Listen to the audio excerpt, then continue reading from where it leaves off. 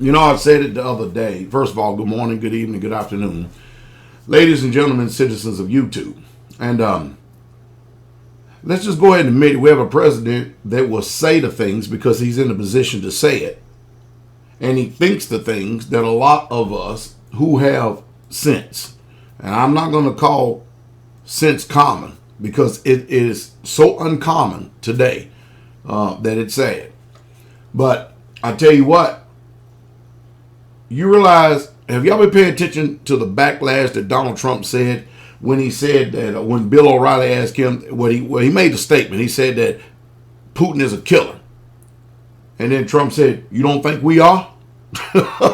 In other words, we got skeletons in our closet big time.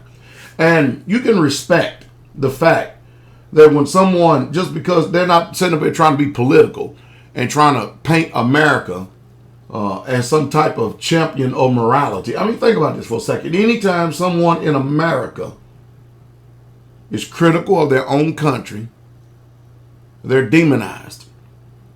Anytime in America, when someone does not agree with the form of lifestyle you choose because they do not know how to how you say, I'm not going to use that word because I can't even pronounce it right.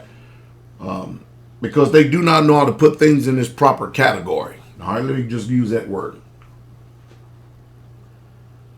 The first thing that happens is people who have negative emotions or bad experiences from their past.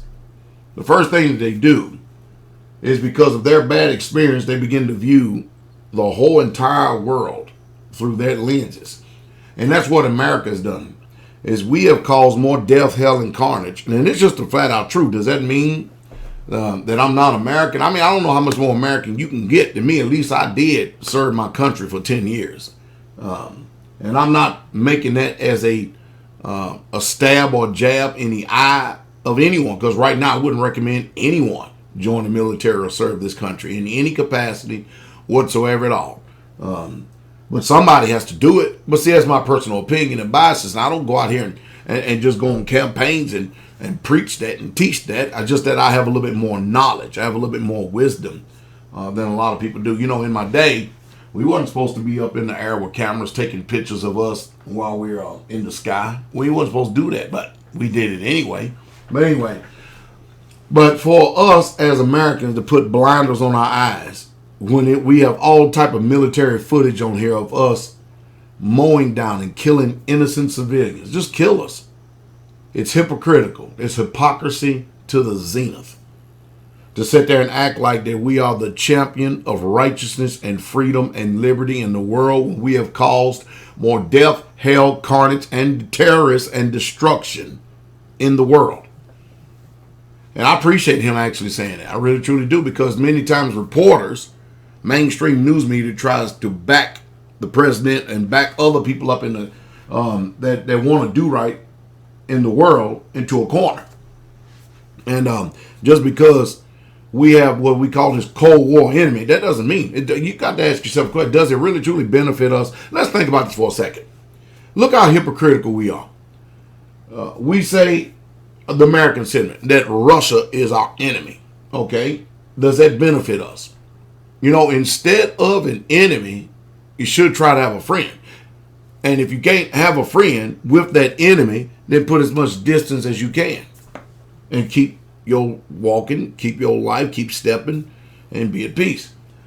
But here we are sitting up here saying that China's communist, and there's a sentiment, we don't like China. But when you go to Walmart, 95% of the products in there come from where? China. You look at our country right here. The majority of the clothing you wear come from where? China. And that whole eastern side of the world. Walmart doesn't fly the flags no more. When Sam Walton was alive, said proud to be an American, do they? You see, the hypocrisy is real as well. The hypocrisy is real as well. But the one thing we do as a country is this. Is we champion anything that goes against the scriptures as righteous and moral.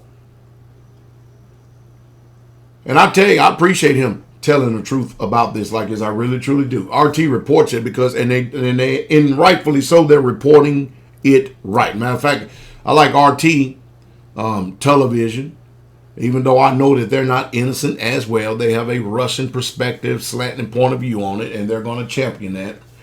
But they are more honest than any American mainstream news media.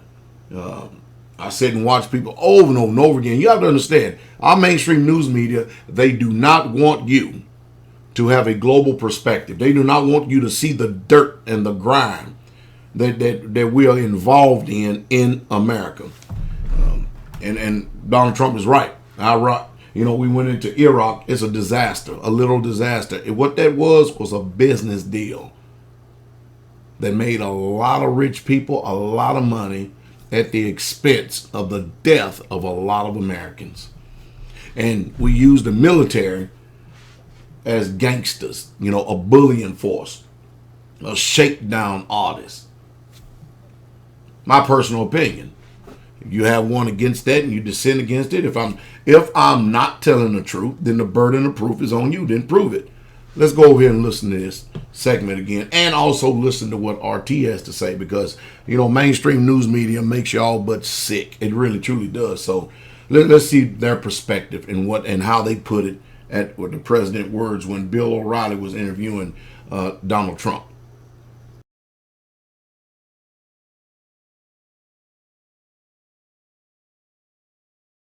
Trump has said he respects the Russian President Vladimir Putin in an interview on Fox News. Do you respect Putin? I do respect him. Do you? Why? Well, I respect a lot of people, but that doesn't mean I'm going to get along with them. Putin's a killer. A lot of killers. We got a lot of killers. Why, you think our country's so innocent? However, it was another comment Trump made about his Russian counterpart that led to a backlash from Western media. This is seemingly the president of the United States standing up for Vladimir Putin. A president speaks with a moral voice when he's re-engaging the country. He suggested that America was on the equivalent par with somebody who was a killer. Another day, another anxiety attack. So what did he say this time? Well, in a Fox interview, Trump said he respected the Russian president and stopped the press. It's not just Russia who's the baddie. I do respect him. Do you? Why? Well, I respect a lot of people, but that doesn't mean I'm going to get along with them. Putin's a killer. A lot of killers. We got a lot of killers. Why, you think our country's so innocent? You think our country's so innocent? I don't know of any government leaders that are killers in America. Well, take a look at what we've done, too. We've made a lot of mistakes. I've been against the war in Iraq from the beginning. Yeah, mistakes are different than... A lot of mistakes, okay, but a lot of people were killed. This short clip resulted in pandemonium in the media. Did he really just compare the US to big bad Russia? Wait, does he have a point? Clear. Come on. Clear.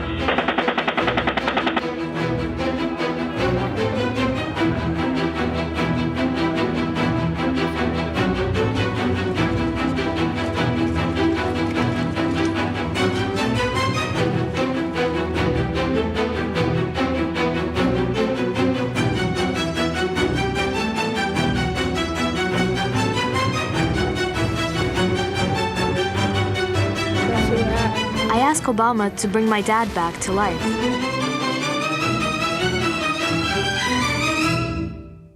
For the self-proclaimed greatest country in the world, this could all be a hard pill to swallow.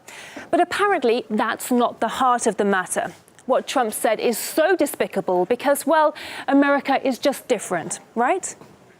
I'm trying to imagine your response if President Obama had defended the murderous reign of Putin by saying, you think our country's so innocent? Well, look, I'm not going to critique the president's every utterance, but I do think America is exceptional.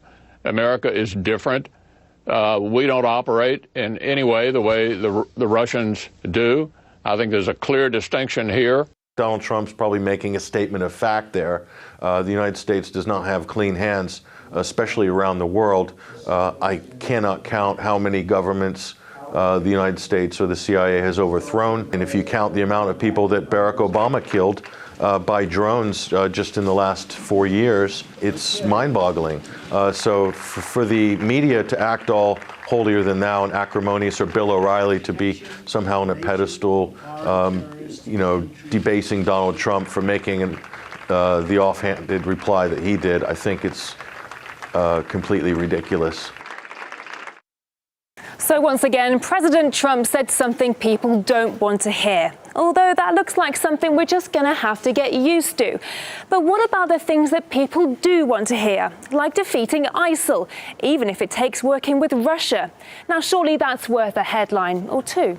I don't understand the demonization of Russia when it comes to us working together to further mutual goals. I'm not sure exactly why that doesn't make sense. Again, to go back to the Democrats, go back to the left, and their accusations of against the right, saying that we don't want to work with our allies or even not work with our enemies, where they're so willing to work with our enemies. I don't know why they would be so upset that we would look to work with Russia. Let's not forget that it was Barack Obama who had famously and laughably that reset button. I think we do want to work toward a positive relationship. I don't know why that's a problem. I don't know why they're all aghast at that, to be honest.